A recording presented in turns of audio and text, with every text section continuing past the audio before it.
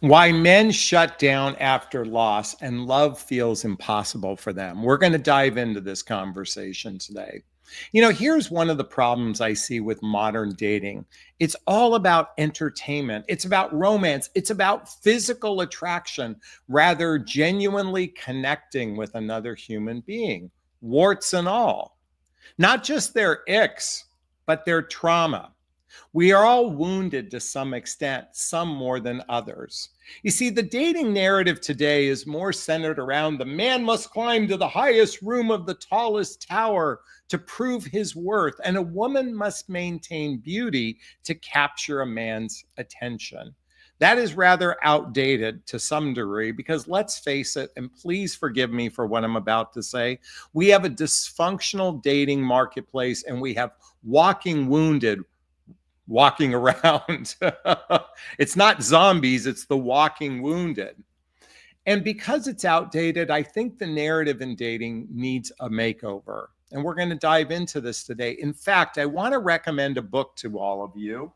If you haven't ever read the book, If the Buddha Dated, I highly recommend reading this book. By the way, all the books I recommend are listed below in the show notes under Jonathan Recommend Books.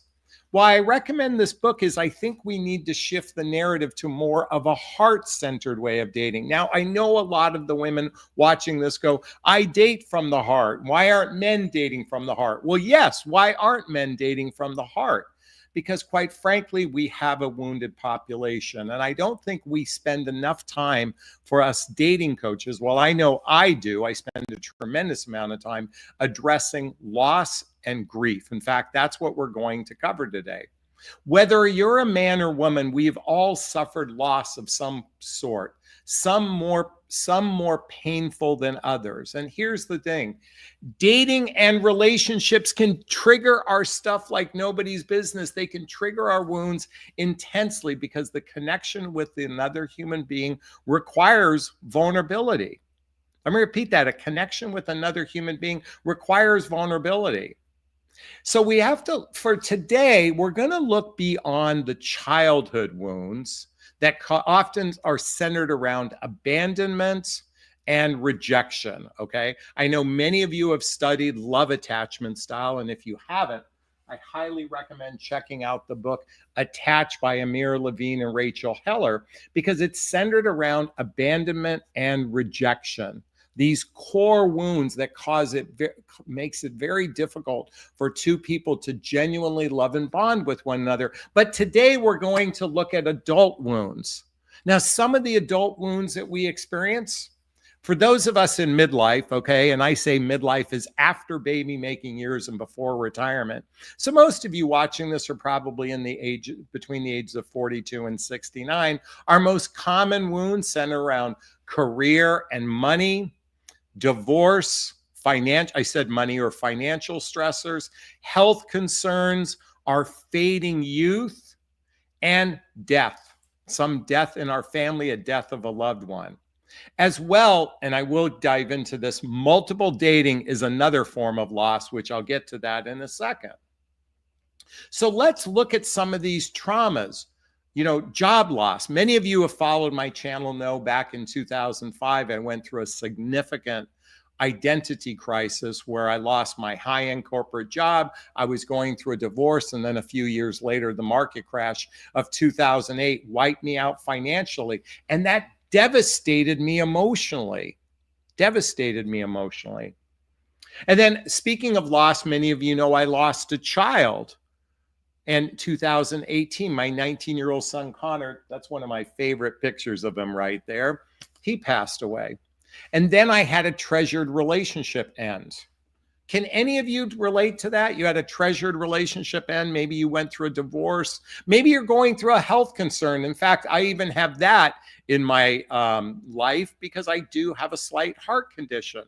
Not that I'm dead from it, but there's a mourning, a loss, a grief over where our life was versus where our life is today. And I don't think people are talking enough about that in the dating realm. And let's not forget, nobody is talking about the trauma incurred from multiple dating and the ending of short-lived relationships, or as I said earlier, a treasured relationship. We are on this merry-go-round of dating where you connect with someone and it ends, and you connect with someone and it ends, and you connect with someone and it ends.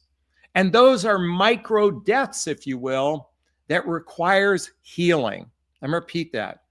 So why do men shut down after loss? Most likely they haven't done the proper healing work. And so, as I said earlier, we have a bunch of walking wounded going on, in the dating marketplace. And what happens is they think the next relationship will somehow automatically, magically be perfect. And because we hyper focus on entertainment, romance, and physical connection, and not enough from a heart-centered place, this is one of the reasons why people are experiencing multiple short-lived relationships. They're on the dating merry-go-round. And let's face it, online dating makes it so damn easy to go from one person to the next to the next. Sadly, 65% of all new relationships will happen in an online connection, but roughly 75% of singles out there will probably never experience a significant happy relationship because they haven't done the inner work to be prepared to be in a healthy, happy relationship. So what do these men need to do? I'm going to share something with you in a moment that I think could make a difference for these men, but more importantly, it's going to make a difference for you. Let me repeat that. What I'm about to share is not only for men, but it's for you ladies as well. I'm going to recommend a process that you do, and I'll tell you why you need to do this, to better prepare you, because if you've shut down after loss, it might be very difficult. As much as you might want love in your life, it might be radically difficult. And I'm going to share a process I learned with my counselor today. This is something I did as of today. So I'm going to take a moment to read something to you, and then we're going to unpack it. So what this is called a grief letter. Can someone in the chat box or in the comment section write the words grief letter process? Grief letter process. This is something I did today to navigate 3 of the most significant traumas I've experienced in my life in the last 20 years. And as I said before, my identity was obliterated. Did I say that right? In 2005. Then I had the loss of my son, and then a treasured relationship that ended a few years ago. So this is my personal letter. I wrote this to myself, basically, okay? And I'm going to read it out loud. I'm going to do it slowly. I might even repeat myself. And then I'll go through the steps of the value of why you may want to do something similar for yourself. So it's called the grief letter process. And it goes like this. Dear Grief. Oh, this is mine. I wrote it in my style, okay? Dear Grief. You and I, we go way back, longer than I care to admit. You first showed up the day everything I built came crashing down. My high-rise office, the big paycheck, the illusion of control. I lost it all in 2005. You took my pride, my identity, every damn thing I thought made me valuable. I wasn't just broke, I was gutted. And nobody brought casseroles,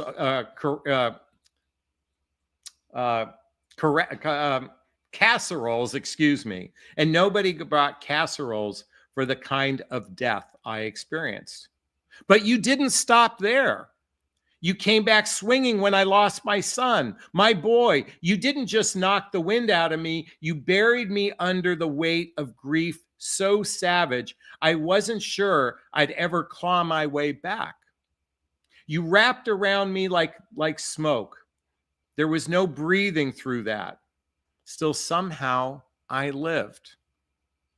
And just when I started to rebuild again, to let the light peek through the cracks, you showed up in her eyes, the woman I let in, the woman I believed in. I let myself feel safe again. I let myself hope, and then she left. Where am I? And then she left. So here we are again. You cling to everything I've loved and lost. And honestly, I hate you for it. You've been the ghost at every table, that ache behind every smile. But here's the truth. If you're still here, it means I'm still living, still risking, still fucking trying. So stay, watch me, because I'm not done yet. I've buried old versions of myself a dozen times. I've been shattered and humbled, buried to the ground, and I still wake up. I still choose hope. And even when it tastes like ash, you may haunt me, grief. You may haunt me, grief, but you'll never have all of me. Jonathan, that's my grief letter, okay? This is a therapeutic process to take ownership of your life and look at those pains that we've experienced. And as I said, this is why people shut down, is they don't properly go through the grief process. And we oftentimes think of grief when we think of death, but guess what? You lose you lose your money. You get professionally knocked down. You go through a divorce, a treasured relationship, even health concerns is a death of some sort. So I want to share with you the value of doing this, okay? Why this would be an excellent exercise for yourself. But most importantly, this is what I think we all need to do so we can be better prepared in the dating, mating, and relating process, whether you are a man or a woman. See, what it does is it clears emotional residue from our past. It clears emotional residue from our past. By the way, I have notes, so please forgive me. I'm going to put it up on my screen right here. It clears our residue from our past. Heartbreak. Every heartbreak leaves a mark. And I believe even those micro heartbreaks leave a mark. And if you don't grieve it properly, it becomes an emotional scar tissue, making you guarded, suspicious, emotionally shut down. So this letter makes space for fresh love by processing the old pain still sitting in the corners. Number 2, it helps you stop romanticizing the wrong person. You see, we've been indoctrinated that chemistry equals relationship success. And furthermore, we must be entertained in romance. There is such an entitlement. I'm sorry, ladies, I'm going to be critical of you today. And guys are jackasses, many of them only chasing their own selfish and egoic needs, usually through sex. But I'm going to tell you, there's this entitlement. A man must plan and pay for all my dates. That's what they must do. If you need to be entertained in romance to fall in love, guess what? You better be prepared, because I'm going to tell you, if you haven't done your discernment, and by the way, there's a link right here. It says jonathanasley.com/coaching. There's a link below to schedule a discovery call with me to see if working with a coach is right for you. I'm going to tell you something. Entertainment and romance clouds judgment. Dating is a discerning process, and my job is to help improve your picker. So again, if you need some support, check out the link below. But we need to stop romanticizing the wrong person. Unresolved grief makes us cling to the fantasy of what we lost, not the reality. Writing out the grief letter helps you see clearly. Not every ex was your soulmate. Not every loss means you're unlovable. Repeat that. Not every ex is your soulmate. Not every loss means you're unlovable. Number 3, it rewires your vulnerability. Let me read this, okay? Most people fear love because they fear losing again. Writing this letter is a brave act of emotional exposure. It strengthens your capacity to be open without losing yourself the next time around. It helps you be more vulnerable when we can. And by the way, I'm going to tell you something. When I wrote my letter, I was angry at these experiences. And by the way, I didn't even address my micro grief, which that might be in the next exercise. What's most important, it shifts you from victim to conscious dater. I am sorry, and I am guilty of this. We are suckling on the nipple of victim consciousness here in the United States. Grief can make us feel like love just happens to you. This exercise gives you the power back. You process your pain, you own your story, and stop the unconsciously attracting partners who mirror your unhealed wound. Do you know what trauma bonding is? Is when two, in my opinion, this is just my take on it, is when two people of trauma get together, they bond in their mutual trauma.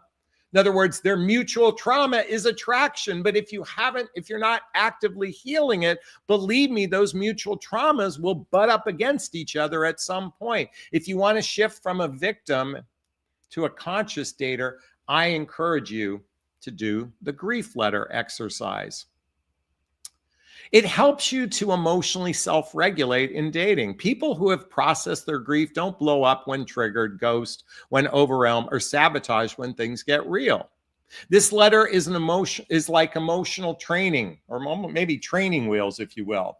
It gives you the tools to stay connected when your nervous system wants to run away. It raises your emotional availability. You know, many of us, myself included, I've operated from an empty love cup. I've had it low to some degree. Now, here's the thing. They oftentimes say you need your love cup full, overflowing, so you can give love to another. No, you just have to have the capacity to fill that love cup up. And from that filling of the up, you can give love to another person. It helps you self-regulate in dating. People who have processed their grief, it raises your emotional availability. You can connect with someone at a deeper level if you're emotionally constipated. Sorry, not sorry. Writing this letter loosens the grip of fear and grief and makes room for intimacy, empathy, and emotional depth. We call love, also known as love, intimacy, empathy, and emotional depth. And lastly, it reminds you of your capacity to love again. Many of you and those men out there who have been shut down from loss and feel like it's impossible for them, doing this work reminds you of your capacity to love again. You've been through it, and yet here you are. Writing this letter doesn't just say, I'm hurt. It says, I'm still here. I still believe.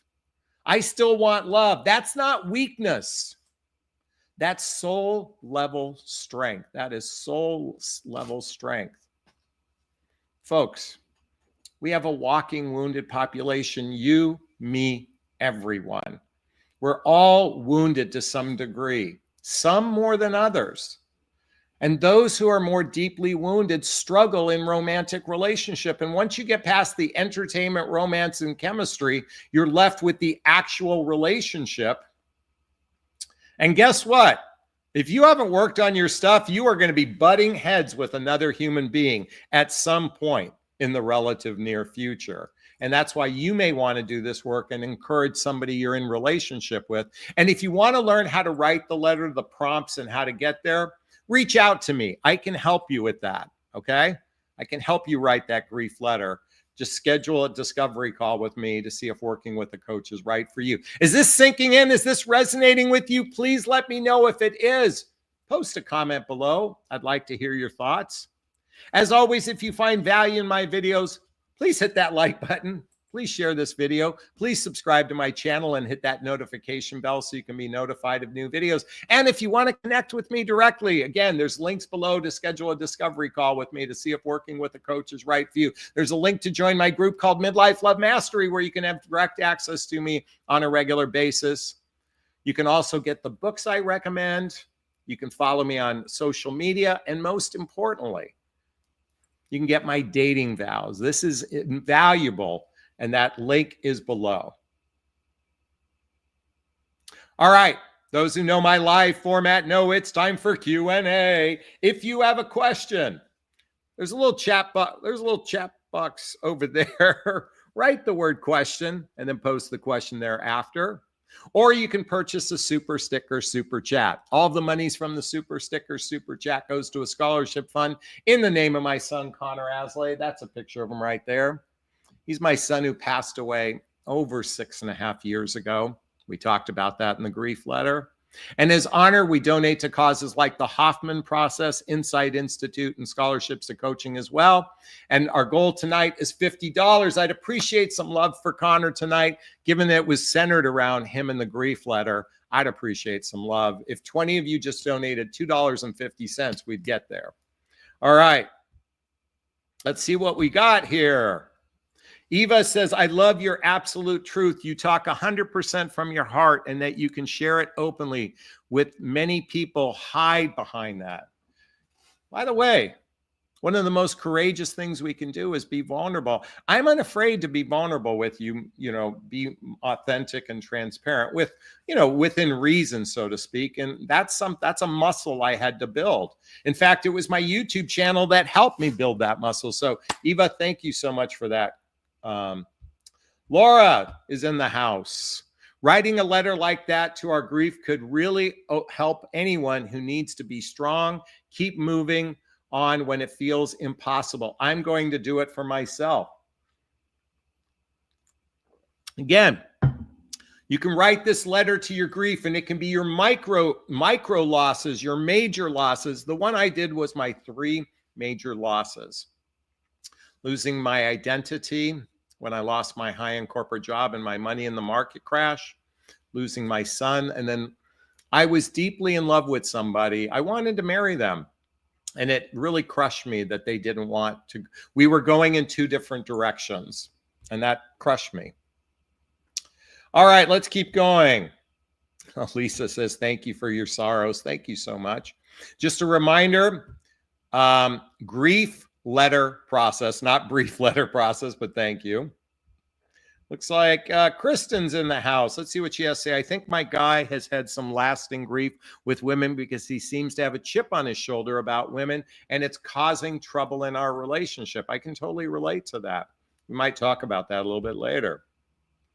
All right, Poultry Flowers is in the house. How do we know when to start grieving, when it's always possible to get back together? Wait, how do we know when to start grieving when it's always possible to get back together?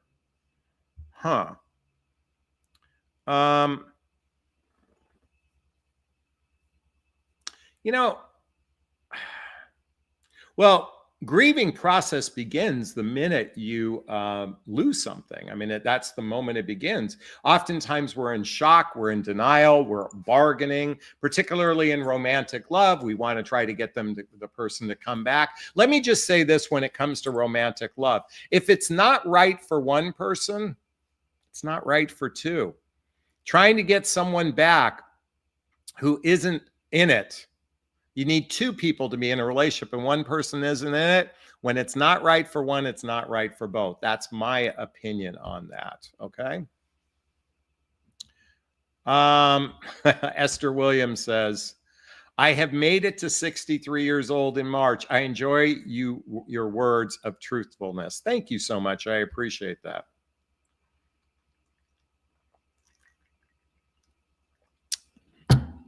All right. I'm going to give it a second to see if we have any questions come in. I've been working on some new content. You might want to hear this. So I'm going to share this with you. I'm going to work on some content centered around our common differences. So here's the thing. I've talked about this. Dating is about entertainment. It's about romance. It's about physical connection. But what we oftentimes don't talk about is the major breakups happen for some common reasons. So I want to share with you some common major reasons and some common minor reasons. And we're going to apply my love scale. It's my new book I'm working on. And we're going to apply this principle of recognizing where we are at with our differences. So one of the major differences in romantic relationships centers around money management styles or money in general. That tends to be probably one of the most common issues in romantic relationships. Now, it could be, differences in how much each one of you has, how much you should contribute in relationships. And when you have differences, you're going to have friction. Also, sex drive and intimacy needs. These are probably two of the most major reasons why people break up or go through divorce. Centers around sex, around money. Also, conflict resolution skills, because if you can't resolve your differences, if you have two different styles and differences or conflict resolution, and oftentimes some people say, I'm right, you're wrong, they're not open-minded, these differences, even so, just understand your difference in how you resolve conflict is a major challenge in relationship. Sometimes family and in-laws, long-term relationship goals versus life goals, religious or spiritual beliefs, emotional availability and attachment styles, core values and morals, parenting styles or view on having kids, communication styles. That can be major differences in relationship, career priorities and work-life balances, political beliefs and social values, personal growth versus stability mindset, how they handle stress and crisis. By the way, I am not the best when it comes to handling crisis. Travel preferences. By the way, I'm a big pain in the ass when it comes to travel. Health and fitness priorities, sexual orientation, your kinks, that sort of thing. A need for independence versus togetherness. These are 20 of the top major differences couples contend with. And we have this fantasy, if we love each other, it's just going to magically work out, because magic fairy dust always works when we love each other. And sadly, many of you ladies who are watching buy into the fantasy that we can work out all of our differences if we love each other. Now, there's something to be said for that, though. Here's the thing. Without healthy conflict resolution skills, your relationship is doomed if you have major differences. And if you're not familiar with the book, Nonviolent Communication by Marshall Rosenberg, I highly recommend checking out this book. I'm going to tell you, because differences are going to come up. I know it's so great when a man takes, he must take me out to dinner instead of a coffee date because I deserve to be taken out to dinner. Okay, let me just tell you, it's great. Dinner is nice, a cocktail, getting dressed up, it's fun. But guess what? You will have short-lived relationship if you're hyper-focused on the entertainment, romance, and the physical connection without understanding the mechanics to a healthy, happy relationship. And let me tell you something, differences is what kills most relationships beyond the ick kind of differences. The Jerry Seinfeld kind of differences. She eats peas with a fork. She has man hands. She's a low talker. She walks around naked all the time, and the list goes on and on. And by the way, we have minor differences that can totally fuck up a relationship, and we're going to talk about one that might be both. Some of the minor differences is preferred temperature in the home, sleep preferences, food taste and dietary habits, TV streaming preferences, driving styles. Oh my God, driving styles can kill a relationship. Texting and communication frequency, personal organizational style, music taste, pets preferences, holiday traditions, gift giving styles, punctuality. Oh, that's one of my big ones. Preferred forms of exercise, coffee, tea, or neither. Cleanliness tolerance, use of technology, hobbies, leisure, how often you like to go out, and how much talking a person wants in the morning. These are all minor differences that can kill a relationship. So I want you to understand something. And by the way, I think there's one that could be major or minor, and that's snoring. I've known snoring to kill a relationship. First off, when it comes to differences, we have to recognize that we are going to have differences. This fantasy of entertainment, romance, and physical attraction that's going to solve all of your relationship problems, like many of you have bought into, is because, hey, look, the whole courting process might seem like fun, entertainment, romance, physical connection. But ultimately, if you want a heart connection with somebody, it's going to require rolling up your sleeves and recognizing that if you don't know the mechanics to a healthy, happy relationship, which is navigating differences, your chance of relationship success is fucked. There, I said it. It's highly unlikely, given that 65 to 75% of second and third marriages end in divorce if we haven't recognized how to navigate differences. So, first and foremost, you have to learn to tolerate a difference. If you can't tolerate a difference, it's basically a deal breaker. Okay, so we reach a level of tolerance, but tolerance creates resentments. Tolerance creates resentments. So we have to reach the next level of love, which is understanding of our differences. It might be cooking preferences, might be cleanliness preferences, it might be how much you talk to one another, it might be hobby and leisure, just to name a few.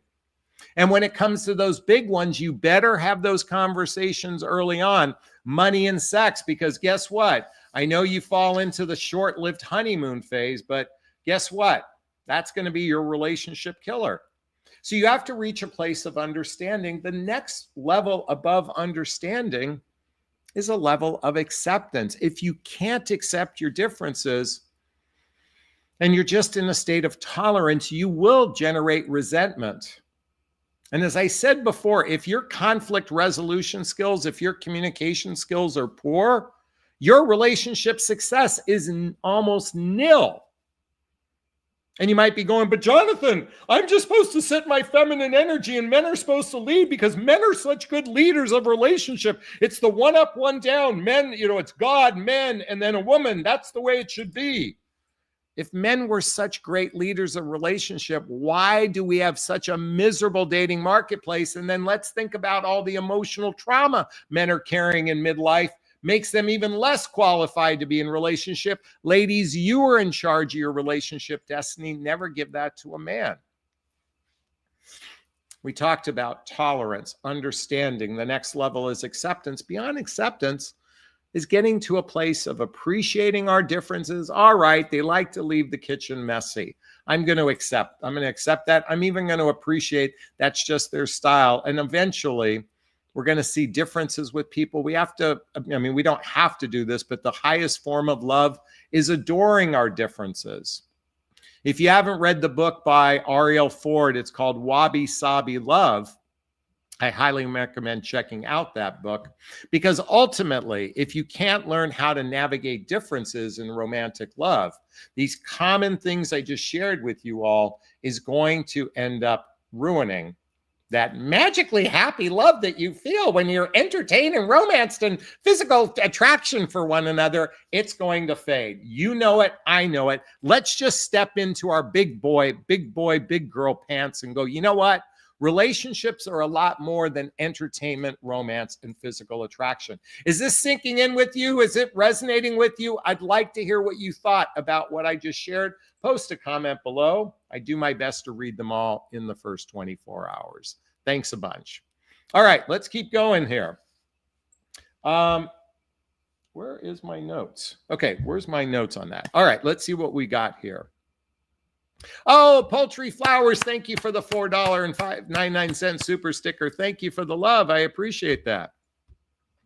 Annika's in the house, noticing that on the app, guys are talking to me and then stop. What do I do? Do I just move on or give it time? I have a rule of thumb. I'm sorry, I'm going to be blunt. I believe communication should be within a 24-hour period. And just say, hey, is this something you'd like to continue with, or have you moved, or would you like to move on? Is this is our exchange, our communication something you'd like to continue, or is this something you'd like to move on? That would be my way of navigating that. That's what I would do in that particular case, okay? I just don't, you know what? It's bullshit. I'm sorry. I mean, yeah, there's the exception to the rule, but you know what? You're on the app for a reason. This slow burn method people are dealing with. I mean, again, within 24 hours, we could all may not read it and we might be busy, but I'd say within 24 hours, if they're not responding, just reach out 24 hours later, say, hey, are you interested in continuing getting to know each other, or should we move on? Okay. Great question. Esther Williamson's the house. I'm now trying to figure out how I can get in a better relationship with a man who has been in touch with me. Oh, good. Well, I'm happy for that. Way to go. Annika just gave us a $5 super sticker. Thank you for the love. That means our goal for the rest of the evening is $40. I'd appreciate some of that Connor Aslay love. All right, let's see what Joe Daisy says, I have difficulty sleeping with someone who snores, light sleeper. Yeah, you know what? I prefer a woman who's a heavy sleeper because I will occasionally snore. I did that test. I think I snore 10 minutes out of a night, 9 minutes out of a night. So I feel better when I'm with either a heavy sleeper or somebody who wears earplugs. But I got to tell you, every woman I've ever dated and had a relationship where we slept together, every woman I've known is snores. Every man snores. Thankfully, I'm not a heavy snore, but I can understand how a heavy snore. By the way, they can purchase a mouth guard. They can purchase a mouth guard that really makes, a big difference in the snoring. Okay. Tsunami says, I feel like all those things could be worked through if you talk through them, what the thing means to each other, work and understand one another and try to find compromise. Again, if you have poor conflict resolution skills, and if you're always, I'm right and they're wrong, it's going to be impossible. Can people work through things? Absolutely, but they have to be willing and committed to work through those things. Let me repeat, they have to be willing and committed to work through those things. All right. Joe Daisy wants to point out regarding my snoring, 10 minutes ain't bad. Thank you so much. That's what I believe it to be. I did one of those sleep study tests. They monitored me. I did all this stuff, and I think it worked out. My average for a 5-night period was about 9 minutes total. So it might be a spike of a minute or two and then nothing, and then a spike of a minute or two and nothing. So that's what I believe I experienced. Again, I think if I drink, that number goes up. I think if I drink, that number goes up. Helen is in the house. Oh, before I forget, Helen, if anyone wants to join the hot seat or the love seat, I just post a link right there. If you want to join me live, we can spend the last 20 minutes talking about this, okay? All right. Helen is in the house. Every X you have is a learning curve, teaches you a lesson about something. You have to take time in between relationships to understand the lesson before the next relationship. You know, it's fascinating to me because I did a lot of processing over my last relationship, and yet it's interesting because that chemistry bug, physical attraction can put blinders on, So I'm just aware that you have to really focus. My invitation for everyone is to really build a little bit of a friendship and try to keep that space of that physicalness as long apart as long as possible, because that can cloud things. But again, getting to your core doing this work and getting to your core values and really identifying where your differences are and where you're alike can make a big difference in relationship success. So I think you're absolutely right, Helen. You are absolutely right in that particular case. Okay. Helen says, love your description and analogies. Thank you. I appreciate that. All right. Karen is in the house. My late husband died after being diagnosed with Parkinson's disease for 29 years. I grieved every loss from the very beginning. By the time he actually passed away, I had grieved for years. Yeah. I from what I understand, this is true with people that have experienced with cancer as well, long-term ailments before someone passed. You're actually grieving the loss well before the actual loss. I'm not familiar of how prepared a person might be to enter back into the dating marketplace, whether they're a man or woman. But oftentimes I've heard they've been grieving well before the actual transition occurs, which it sounds like that's what you experienced, okay? All right. If you have a question, there's a little chat box in the corner. Write the word question, then post the question thereafter. Or you can purchase a super sticker, super chat. All the monies from the super sticker, super chat goes to a scholarship fund in the name of my son, Connor Asley. That's a picture of him right there. He's my son who passed away over 6 years ago. So we'd like to get another $40 for tonight. That would be our goal. Let's see if we have any questions that came in. You know, it's interesting about differences. You know, when I'm looking through this minor list, food taste and dietary preferences, social media habits, texting and communication frequency, personal organizational style, pet preferences, holiday traditions, gift giving styles, punctuality. You know, I am radically punctual. It is one of my highest values, and I have to bite my tongue in the dating process. Actually, thankfully, the last few women I've gone out with have been punctual, but I've had circumstances where, I mean, honestly, it really disappoints me. And I know you can have a valid excuse, but I think, you know, showing up late on a first date, and I've had it happen once and twice on the 5,000 dates I've had. But I do believe punctuality is a really important thing. You know, coffee or tea preferences, that was fascinating to me. Cleanliness tolerance. You know, my dearest friend is getting married, and he is a, you know, OCD when it comes to cleanliness. And his fiance, he calls her the tornado or the hurricane. And he's just reached a point, you know, that he just accepts that's where she is, and he just affectionately adores who she is, even though she is the hurricane. He gives it an affectionate name. I'm sure internally it's driving him nuts, but he's reached a place of acceptance, and they've navigated it, and he's just going, you know what? I'm just going to live with it because I'd rather be happy than I'd rather be right. I'd rather be happy than I'd rather be right. So yeah, those differences can make a big difference. All right.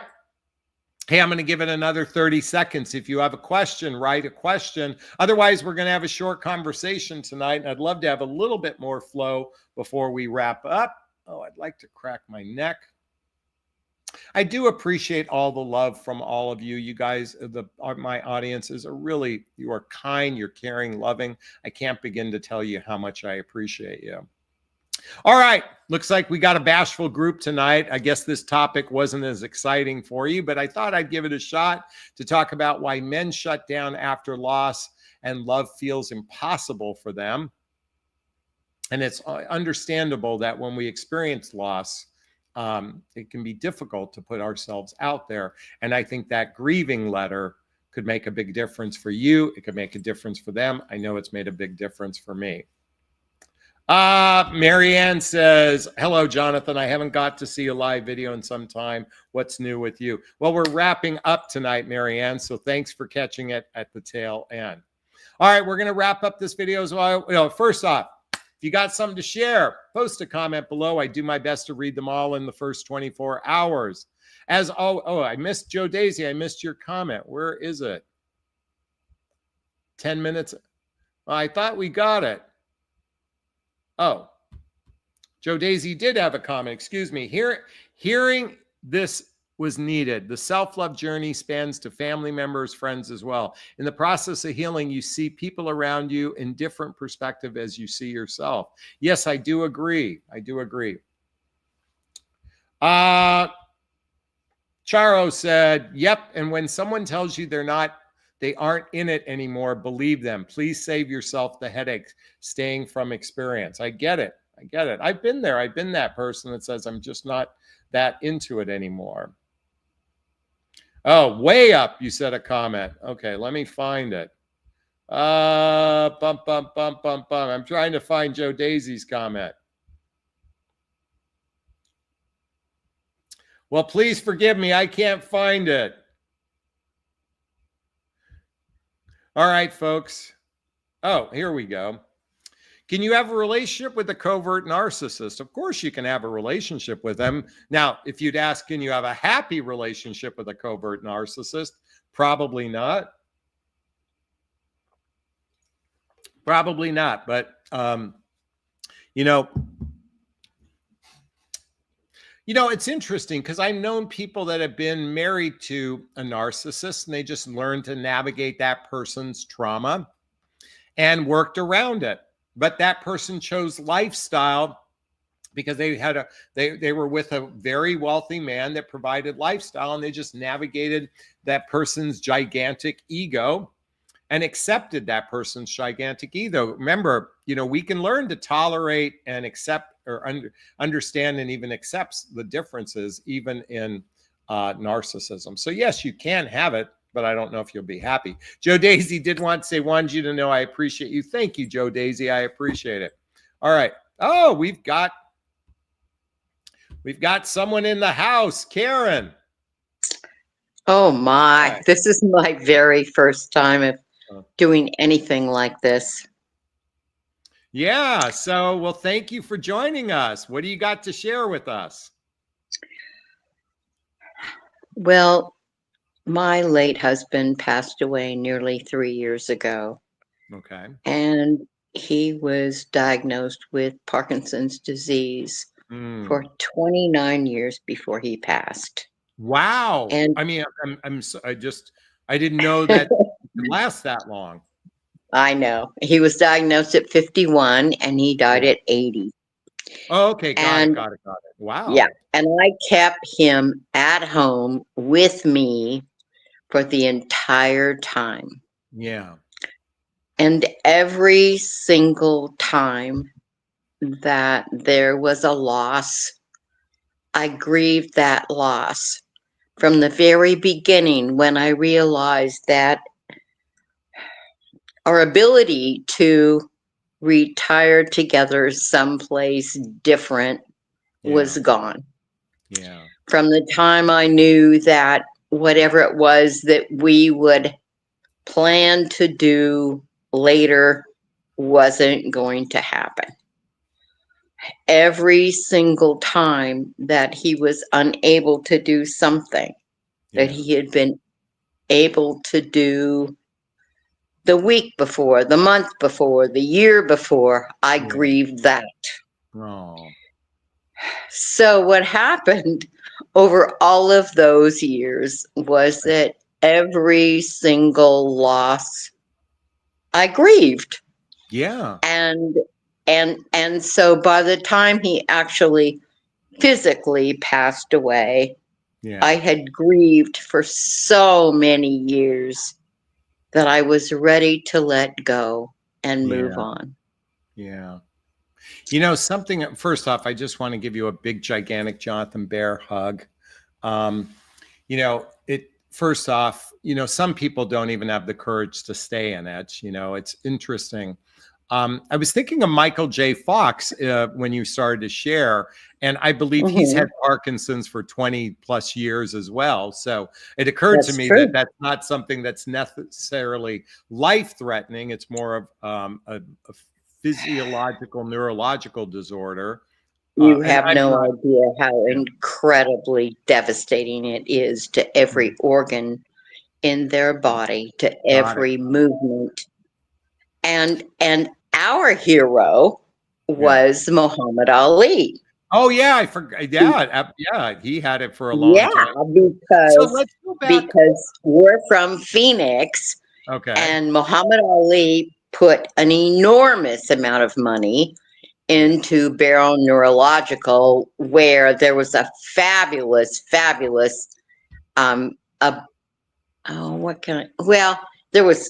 there was everything from every kind of therapy that was available was there, including some of the best doctors available in the world. And so we were very involved. Okay. So I have a question for you, because you just shared with everybody, in a sense, you were having I'm going to call them micro losses each day, and I'm differentiating between, like, a death is like when my son passed away, it was like, bam. And it happened all of a sudden, it was like gigantic. Whereas each day you're having a micro loss. And that's true. And so why don't you share with everybody, emotionally speaking, How did you navigate that for yourself? Like, how did you nurture your soul as you're experiencing these micro losses? Well, basically, I was so intent upon making sure that he had the best quality of life that he could possibly have. And that was what I did. How good can his quality of life be today and tomorrow and next week and next month? And what can I do to help him achieve that? Yeah. You know, and when I knew that I could do that, yeah, then I had a purpose. I Mm. felt good about what I could accomplish. Yeah. It was a really great thing for me to feel that I could do. And I always felt really good about that. And so I'm going to say this, and people don't like to hear this, but what I'm going to say is that when he passed, I knew that I had done absolutely everything that I could possibly do to make his life as good as it could be while he was alive. Aww. And I felt okay about that. And so I was ready to move on. Yeah. You know, what came to mind is, God had sent him an angel, prior to you. I don't think so. You were sent as an Not angel. even close. Huh? Not even close. No, you know what? No. He was very blessed to have an angel by his side. I think of when my mother passed away, and just watching my father at the hospital. There was, when we talk about love, when we talk about love, we oftentimes have this romanticized version of love that's, candies and flowers and things like that. And I always say genuine love is wiping the vomit off someone's face while they're going through chemotherapy. Yeah. That is genuine love. So, what you shared with all of us tonight is you coming from the heart. And you said what was interesting about that is it gave you purpose. Like it really allowed you to do something extraordinary. You were effectively his doctor, his nurse, his chauffeur, his anchor, all these things, I suspect. And you took on this giant role. And I don't think you came to this, your spirit came in this body to be this person, to not Nope. What? No, I never wanted to be a nurse or a caregiver. No, I get that. The only reason I was there is because I loved him and he deserved that level of care, and I would give it to him. And let me just expand upon that. You are, it seems to me, a person that genuinely loves from the heart. You called in an opportunity to be as loving as you can possibly be. It may not be what you wanted to do. You may have wanted to travel the world and see the pyramids and do all those things. And yet your calling, your purpose was to do something incredibly noble. And guess what? His quality of life was much better for it. And absolutely. So what are you doing now? Like, are you going to go see the world? Like, what's on the agenda for Karen? Well, believe it or not, my mother is 101 and a half.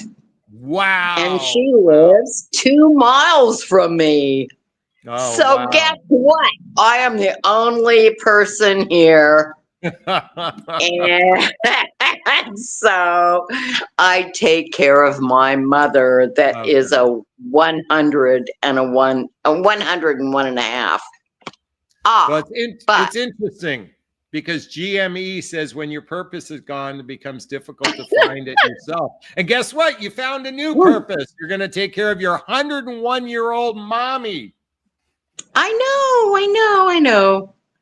Well, but neglected to tell you something. What did you neglect to tell me? A man that I met, oh, I don't know, 1988 or 1989, Okay. who kept track of me all of Okay. these years Yeah. and kept track of my husband all of these years, Yeah. contacted me after he passed, Okay. and we are in touch. And it's a Ah. wonderful thing. Where does he live compared to you? Just how far apart?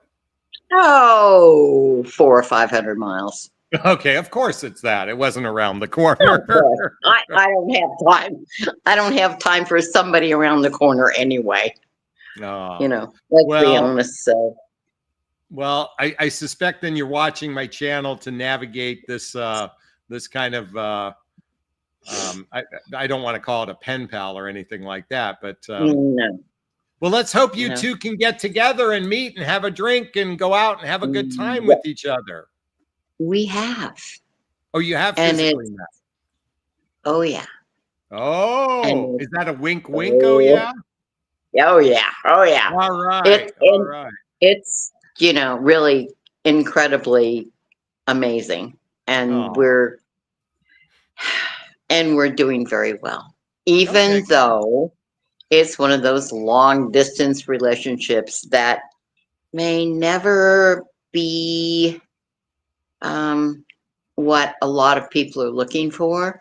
But Yeah. at our age, I'm Yeah. 77 and he's 81, Yeah. that we see each other when we can Yeah. is really okay. He has You a know what? purpose, I have a purpose, and we're all right. Look, if you watch my channel, you know I'm a big proponent of life partnership-based relationships, probably because I started this business in my 40s and it's evolved over the last 15 to 20 years. And yet what I recognize as we get into our 60s and beyond, you know what? It doesn't have to be a traditional type of relationship. You get to decide what it is. It's like, and believe me, Mhm. you don't want to be out in the dating marketplace swiping and all that Oh, other shit, you no. know? So if you got a Ah, live body, work with it. no, it really is a very um, satisfying relationship for both of us. How Well, about if I put amen it to that way? that. Well, Karen, I want to thank you for being kind enough to all of us to share your story. You know, I want to give you some big props. And I want to just Thank reach you. into the camera and give you a big, gigantic Jonathan Bear hug, if that's okay. Thank Jonathan. I've been watching you for some time and I've never been brave enough to do this. Well, So we love your I bravery. Thank you, thank Karen. Bye you. now. And I hope you appreciate what I've had to say. Oh, very much so. We all appreciate, and everybody's been saying that in the comments. So Oh, thank thank you. you We'll so talk to you soon. much. Wow, Karen was not only brave, but she shared us a fantastic story about love. You know, I've often said real love is wiping the vomit off of someone's face when they're going through chemotherapy. Here's a woman who had a purpose by being, you know, she didn't want to be the nurse and all that sort of thing. That's not what she wanted, but she found her purpose in that. And what's interesting how the universe is working, because she must be an amazing caretaker because her 101-year-old mother needs her now. And you know what? Doesn't have to be we see the world. You don't have to put your finger on top of the Eiffel Tower, the pyramids to have a fulfilled life. You know, we can find fulfillment in a variety of different things. And in her case, her purpose was to be a nurturer. Her purpose was to be that loving person for people that needs her. And I think that's one of the most altruistic things that a person can do. So a lot of props to Karen. Big hugs to her as well. Joe Daisy is clapping. Yeah, Karen. And Sherry says, what a wonderful conversation. All right, I'd like to hear your thoughts on all this. Post a comment below. I do my best to read them all in the first 24 hours. And if you find value in my videos, please hit that like button. Please share this video. Please Subscribe to my channel and hit that notification bell so you can be notified. Is it this way? Notification bell. So you can be notified of videos as well. Also, if you want to connect with me directly, there's links below to schedule a discovery call with me to see if working with a coach is right for you. There's a link to join my group called Midlife Love Mastery, where you can have direct access to me on a regular basis. There's a link to get the books I recommend, to follow me on social media, to get my free gift, and to get my dating vows, all listed below. All right, I'm going to wrap up this video as I always do. First off, give myself a big, gigantic Jonathan Barrick of self-love. I'm going to ask you to reach into the camera and give you a hug of love if that's okay. I'm going to ask you to turn to someone, a pet, a teddy bear, a pillow. Give it or them a hug of love, because hugs are a great source of love. And let's face it, we could all use more love in our lives. I want to thank Joe Daisy and GM and Sherry and, of course, Karen and Donna. And I want to thank Poultry Flowers and Annika for the donation this evening. And Catherine and Gigi and Eleanor and Helen, everybody that was on tonight, big hugs. Have a wonderful evening. Be well. Bye now. Bye-bye.